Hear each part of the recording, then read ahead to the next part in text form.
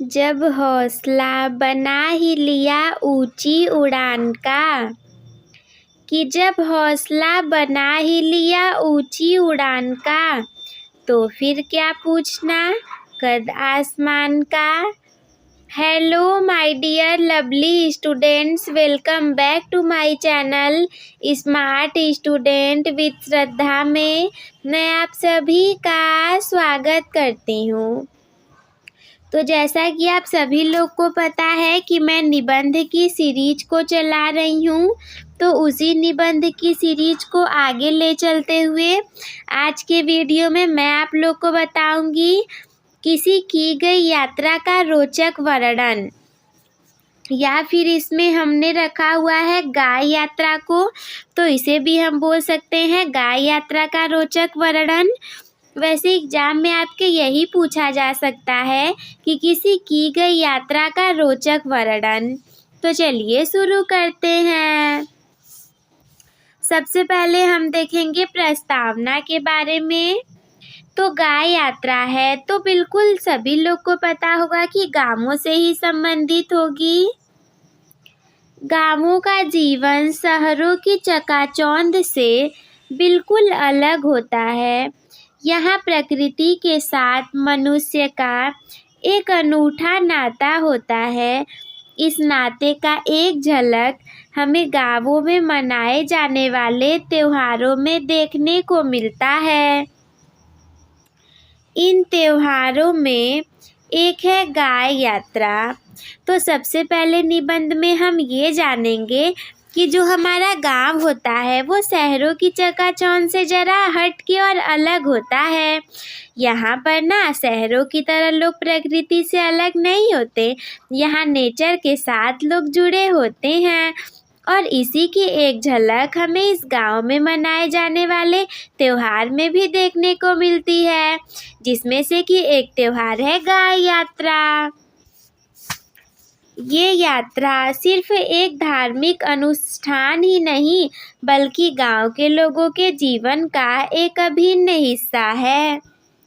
कल्पना कीजिए, सुबह का उजाला, ताजी हवा और गांव के चौक में सजी धजी गायें, ढोल नगाड़ों की थाप पर नाचती गाती भीड़ और रंग बिरंगे झंडे। ये दृश्य किसी स्वर्ग से कम नहीं होता। इस निबंध में मैं आप सभी को एक ऐसी ही गाय यात्रा के बारे में बताऊंगी जिसे मैंने अपने गांव में देखा था। तो देखो, आप अपने निबंध में बना करके ऐसा लिख सकते हो, भले ही आप गांव में रहते हो या ना रहते हो, पर एग्जामिनर को तो नहीं पता है ना। आप बना करके खुद को कल्पना करके ऐसा लिख सकते हो। यात्रा की तैयारी और प्रस्थान। गाय यात्रा की तैयारी कई दिनों पहले से ही शुरू हो जाती थी। गांव के सभी लोग मिल करके यात्रा की तैयारियों में जुट जाते थे। सबसे पहले गांवों को साफ सुथरा किया जाता था, उन्हें गंगा जल से नहलाया जाता था और फिर उन्हें रंग बिरंगे कपड़े पहनाए जाते थे।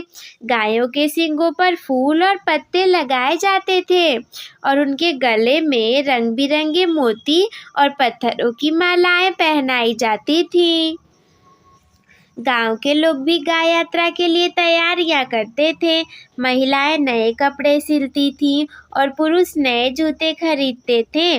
बच्चे भी उत्साहित रहते थे और अपने नए कपड़े पहनने का बेसब्री से इंतजार करते थे। बचपन में तो यही खुशी होती है कि हमें नए कपड़े पहनने को मिल जाए, कहीं मेला देखने चले, कोई त्योहार हो। भले ही ये खुशियाँ थोड़ी बड़ी होते होते आपकी कहीं खो सी जाती हैं, लेकिन बचपन में तो यही सारी खुशियाँ रहती हैं। तो उम्मीद है कि आप लोग अपने अंदर के बच्चे को कभी नहीं मारेंगे, हमेशा ही ऐसे रहने देंगे। यात्रा के दिन सुबह से ही गांव में रौनक छाई रहती थी। हर घर से लोग सज धज कर निकल रहे थे। ढोल नगाड़ों की थाप से पूरा गांव गूंज रहा था। लोग अपने हाथों में झंडे लेकर नाचते गाते हुए चल रहे थे। यात्रा का प्रस्थान गांव के मुख्य मंदिर से होता था। ये सारी चीज़ें देखिए कल्पना पर आधारित हैं। अगर आपने कोई यात्रा की होगी तो आप उसका भी वर्णन कर सकते हो। मंदिर के पुजारी गायों का पूजन करते थे और फिर उन्हें आशीर्वाद देते थे। इसके बाद यात्रा शुरू होती थी। गायें धीरे धीरे चलती थी और लोग उनके पीछे पीछे चलते हुए भजन गाते थे, यानी कि गाना गाते हुए चलते थे। इस प्रकार गाय यात्रा की तैयारी और प्रस्थान में गांव के सभी लोग मिलजुल कर हिस्सा लेते हैं। अब ये तो चल दी, फिर रास्ते में क्या क्या हुआ हम मार्ग दृश्य के बारे में देखेंगे। यात्रा का मार्ग गांव के सभी मुख्य स्थानों से होकर गुजरता था। रास्ते में लोग गायों को दूध, फल और मिठाई खिलाते थे। बच्चे गायों के साथ खेलते थे और उन्हें छूते थे। महिलाएं गायों को फूल मालाएं पहनाती थी। तो यही सारी चीज़ें मार्ग में होती थी। रास्ते में कई तरह के दृश्य देखने को मिलते थे। कुछ लोग अपने घरों की छतों पर खड़े होकर यात्रा को देख रहे थे।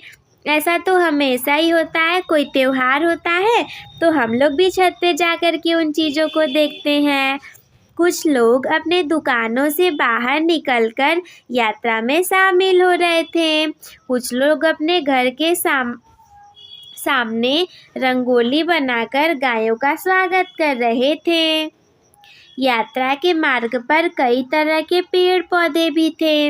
आम के पेड़, नीम के पेड़, पीपल के पेड़ और अन्य कई तरह के पेड़। इन पेड़ों पर पंछी चहचहा रहे थे, मोर नाच रहे थे। रास्ते में कई तरह के जानवर भी दिखाई दे रहे थे। कुत्ते, बिल्लियाँ, गाय, भैंस और अन्य जानवर। बच्चे इन जानवरों को देखकर बहुत खुश होते थे। इस प्रकार यात्रा का मार्ग बहुत ही मनोरम था। रास्ते में देखने को बहुत कुछ था। देखो, आपने भले ही यात्रा की हो वो बेकार रहा हो, आप वैसे लिख सकते हो, लेकिन ट्राई ये करो कि उसे एक अच्छे कंडीशन में बना करके एग्जामिनर के सामने अच्छे से प्रस्तुत करो। जितने अच्छे तरीके से लिखोगे, जितनी अच्छी कॉपी रहेगी, एग्जामिनर उतने अच्छे नंबर दे देगा। तो ये सारी चीज़ें पूरी होने के बाद हम उपसंहार के बारे में देखेंगे। गाय यात्रा समाप्त होने पर सभी लोग बहुत खुश थे। गायों को वापस उनके घरों में ले जाया गया। लोग एक दूसरे को मिठाई खिलाकर बधाई देते रहे। अगर आपके पास समय कम होगा तो आप ज़्यादातर हेडिंग पर ध्यान दीजिएगा। 4 से 5 लाइन एक हेडिंग में लिख दीजिएगा। इस यात्रा से गांव के लोगों में एकता और भाईचारा बढ़ता है। ये यात्रा पर्यावरण संरक्षण का भी संदेश देती है। गायों को माँ का दर्जा दिया जाता है और उनका सम्मान किया जाता है। ये यात्रा गांव के लोगों के लिए एक महत्वपूर्ण सांस्कृतिक कार्यक्रम है। ये यात्रा उन्हें अपनी परंपराओं से जोड़े रखती है और उन्हें एकजुट करती है। हालांकि कई सारे लोगों को ये चीज़ें पसंद नहीं होती, लेकिन फिर भी अगर मैंने यही यात्रा देखी है तो मैं यही बताऊंगी। वैसे तो सच बताऊं तो ये काल्पनिक चीज़ें हैं, मैंने ऐसी कोई यात्रा नहीं देखी। मेरी यात्रा दूसरी थी। तो आई होप कि आप सभी लोग को समझ में आ गया होगा। तो अगर आप लोग को ये वीडियो अच्छी लगी हो तो इसे लाइक कर दीजिएगा। और लाइक का टारगेट मैं आप लोग को बहुत ही छोटा सा दे रही हूँ, 200 लाइक्स का। तो ये कैसे पूरा होगा? जब आप चैनल को सब्सक्राइब करोगे, हमारी वीडियो ज़्यादा लोगों तक जाएगी और अपने दोस्तों के साथ शेयर करोगे। और अगर कोई भी डाउट आपके मन में हो तो हमसे कमेंट बॉक्स में पूछना ना भूलें। वीडियो देखने के लिए धन्यवाद। Love you all. Take care, bye bye, keep smile.